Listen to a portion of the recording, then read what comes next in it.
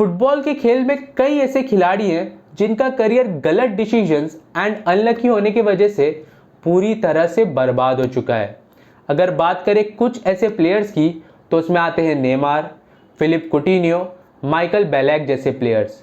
लेकिन आज हम बात करेंगे एक ऐसे फुटबॉलर के बारे में जिन्होंने हाल ही में रिटायरमेंट लिया है एंड एक टाइम पे इंग्लिश प्रीमियर लीग के बेस्ट फॉरवर्ड माने जाते थे।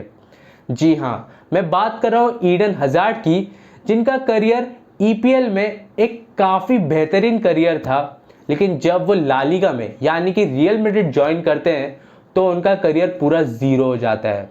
तो ये वीडियो मैंने आज स्पेशली उनके लिए बनाया है आफ्टर हिज रिटायरमेंट। तो चलिए बिना कोई वक्त ज़ाया किए, मैं हूं आपका host Atawaris Warsi and let's dive into the video.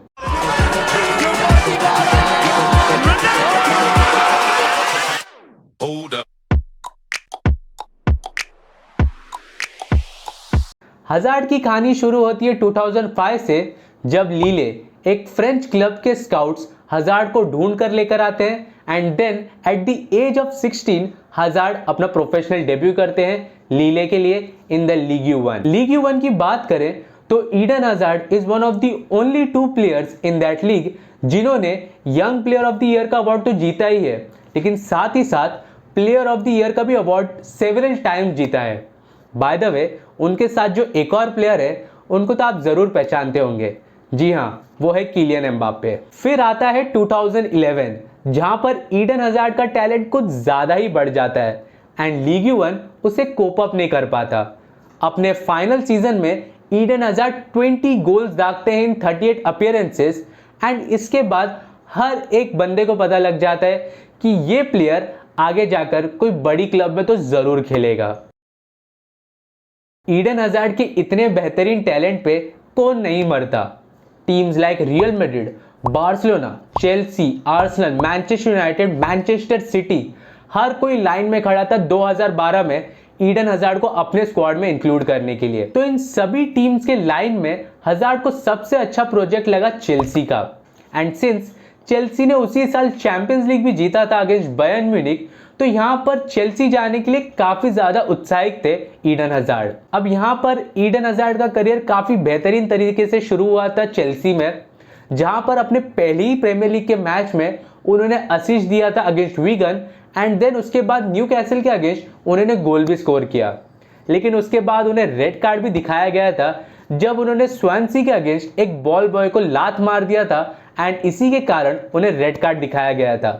लेकिन फिर क्या, फिर तो आप सभी जानते हैं कि कैसे उन्होंने खुद को डेवलप किया as a player, as a professional player and एक बेहतरीन टैलेंट बन गए फुटबॉलिंग वर्ल्ड में। Creative, dribbling, passing, the movement, space create करना, हर चीज में Hazard was the best in the Premier League. बंदे को एक टाइम पे मेसी एंड रोनाल्डो से भी लोग कंपेयर करने लग गए थे एंड इनफैक्ट ईडन हजार्ड का नाम इतना बढ़ चुका था कि वो कंसिडरेशन में आने लग गए थे कि is he one of the best और द बेस्ट। ईडन हजार्ड 2012 में राफेल बेनितेज के चेल्सी में यूरोपा लीग जीते थे। 2015 में जोसे मोरिन्यो के चेल्सी के अंडर उन्होंने कराबाओ कप एंड प्रीमियर लीग जीता था। 2015 में इतने शानदार परफॉर्मेंसेस दिए थे कि PFA player of the year का अवार्ड तो जीता ही था, लेकिन एफडब्ल्यूए प्लेयर ऑफ द ईयर का भी अवार्ड उसी साल उन्होंने जीता है। देन 2016-17 के एंटोनियो कॉन्टे की चेल्सी साइड के लिए इतने प्रोमिनेंट फिगर थे कि उनके बिना वो चेल्सी टीम परफॉर्म ही नहीं कर पाती थी एंड इसीलिए उस टाइम भी उन्होंने लीग के साथ साथ एफए कप भी जीता था thanks to Eden Hazard. And 2019 में एंटोनियो कॉन्टे के रहते हुए उन्होंने यूरोपा लीग भी फिर से जीता था। चेल्सी में रहते हुए ईडन हजार्ड ने टोटल 352 अपीयरेंसेस दिए थे, जहां पर उन्होंने 110 गोल स्कोर किए हैं। Such an unbelievable numbers. Eden hazard के इतने बेहतरीन एंड शानदार परफॉर्मेंसेस की वजह से हर एक चेल्सी फैन और इनफैक्ट फुटबॉल फैन को पता था कि अब ईडन हजार्ड मूव करेंगे एंड इनफैक्ट एक बड़ी क्लब में जाएंगे, यानी कि चेल्सी से भी बड़ी क्लब। एंड यहाँ पर एक ही ऑप्शन उनके पास था, रियल मैड्रिड, क्योंकि रियल मैड्रिड उनकी हमेशा से एक काफ़ी पसंदीदा क्लब थी एंड प्लस उस टाइम पे जिनेडिन जिदान यानी कि उनके चाइल्डहुड आइडल उस टाइम पे रियल मैड्रिड के कोच हुआ करते थे। तो रियल मैड्रिड जाना उनके लिए अल्टीमेट ड्रीम था एंड इनफैक्ट क्रिस्टियानो रोनाल्डो भी लीव कर चुके थे रियल मैड्रिड फॉर यूवेंटस, तो वो position of the left winger वो खाली थी। तो यहां पर ईडन हजार्ड के लिए परफेक्ट रिप्लेसमेंट था, इनफैक्ट रियल मैड्रिड के लिए एक परफेक्ट रिप्लेसमेंट था एंड ईडन हजार्ड के लिए एक परफेक्ट करियर अपॉर्चुनिटी थी। लेकिन जैसा वो अनफोल्ड हुआ, वो सिचुएशन, वो सिनेरियो जहां पर ईडन हजार्ड के अनप्रोफेशनलिज्म, मिसअंडरस्टैंडिंग, ट्रेनिंग में लेट आने की वजह से रियल मैड्रिड के नजर में यानी कि फ्लोरेंटिन पेरेज एंड प्लेयर्स के नजर में आने लग गए कि Eden Hazard is not performing at his best and वहां से उनका डाउनफॉल शुरू हो गया। न्यूज में कंफर्म भी ये हुआ था कि रियल मैड्रिड के पहले ही ट्रेनिंग सेशन में ईडन हजार्ड ओवरवेट होकर आए हैं। ट्रेनिंग में उन्हें पहले से ही शौक नहीं था एंड ये उनके पुराने क्लब्स में भी दिखता था, लेकिन ये रियल मैड्रिड थी, यहाँ पर फैंस काफी ज्यादा फोकस्ड होते हैं एंड इसीलिए ज़िनेडिन ज़िदान ने उनको क्लियर इंस्ट्रक्शंस दिया था कि वो जिम में जाए एंड अपना वेट लूज आउट कर आए। फिर उसके बाद क्या, ट्रेनिंग में थोड़ा बहुत लेट आना, उतना प्रोफेशनलिज्म ना दिखाना, मिसअंडरस्टैंडिंग्स, फेलियर्स, इंजरीज, ये सब मिलाकर उनका करियर टोटली खराब हो गया। रियल मैड्रिड में आकर वो काफ़ी ज़्यादा फ्रस्ट्रेटेड दिखते थे एंड उनका प्लेइंग टाइम भी काफ़ी कम था। इनफैक्ट ये भी स्टैट है कि ईडन हजार्ड ने एक भी मिनट रिप्रेजेंट नहीं किया है इन द एल क्लासिको, यानी कि वो कभी बार्सिलोना को फेस ही नहीं किए during his span at Real Madrid. Real Madrid में खराब करियर होने के बावजूद भी ईडन हजार्ड ने Spanish cup, Copa del Rey, Champions League, La Liga, club world cup सब कुछ जीता हुआ है, लेकिन रियल मैड्रिड में रहकर उन्हें वो चेल्सी वाली फीलिंग कभी नहीं आई। ईडन हजार्ड की इंटरनेशनल अपीयरेंसेस की बात करें तो उन्होंने बेल्जियम के लिए टोटल 126 अपीयरेंसेस किए हैं एंड 33 गोल्स दागे थे। इसी में बात कर ले ईडन हजार्ड की 2018 फीफा वर्ल्ड कप में परफॉर्मेंस की, तो one of the best performances दिए थे ईडन हजार्ड ने, प्लस वो बेल्जियम टीम गोल्डन जनरेशन मानी जाती थी एंड वो बेल्जियम टीम टोटली काफी बेहतरीन टीम थी।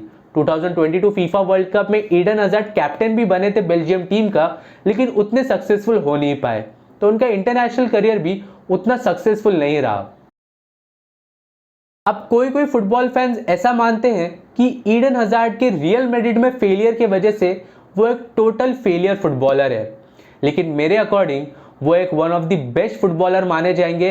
अगर वर्ल्ड में भी नहीं माने जाते तो ईपीएल में one of the best forwards तो कंसीडर किए जाएंगे, क्योंकि उनका जो वो स्टिंट था in English Premier League at Chelsea वो वन ऑफ द बेस्ट था एंड मैं पर्सनली जब वो मैचेस देखता था तो मुझे एक झलक दिखती थी मेस्सी की, क्योंकि मैं मेस्सी फैन हूँ एंड मुझे जब भी कोई प्लेयर दिखता है मेस्सी की तरह खेलते हुए मैं उसका फैन बन जाता हूँ। हालांकि रियल मैड्रिड में उनका करियर उतना खास रहा नहीं, लेकिन फिर भी चेल्सी में रहते हुए उन्होंने one of the best performances दिया था। एंड जैसा कि मैंने वीडियो में स्टार्टिंग में कहा था कि उनको कंपेयर किया जाता था एक टाइम पे मेस्सी एंड रोनाल्डो से। अब मेस्सी एंड रोनाल्डो अपने करियर को एज अ जॉब लेकर चलते हैं, लेकिन हजार्ड उतने फोकस्ड नहीं थे। वो अक्सर एक रोमांटिक थे जो फुटबॉल को प्यार से देखते थे एंड फुटबॉल को जब मन करता था तब खेलते थे, इसीलिए वो उतना ज़्यादा फोकस्ड मेस्सी एंड रोनाल्डो जैसे नहीं लगे। लेकिन जब भी वो चेल्सी के लिए ग्राउंड पर उतरते थे तो आप टिकट ज़रूर खरीदते थे या अपना टीवी ज़रूर ऑन करते थे एंड ये कहते थे कि आज हजार्ड खेल रहा है, आज वो हजार्ड मचाएगा। तो इसी के साथ समाप्त होता है हमारा आज का वीडियो एंड आप क्या कहना चाहते हैं ईडन हजार्ड के करियर के बारे में, do let me know in the comment section.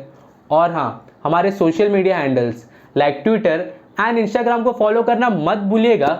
तो अगर आपको ये वीडियो पसंद आई है, चैनल को सब्सक्राइब करना मत भूलना, hit the notification bell too. मैं मिलता हूँ आपसे अगले वीडियो में, तब तक के लिए एंजॉय फुटबॉल।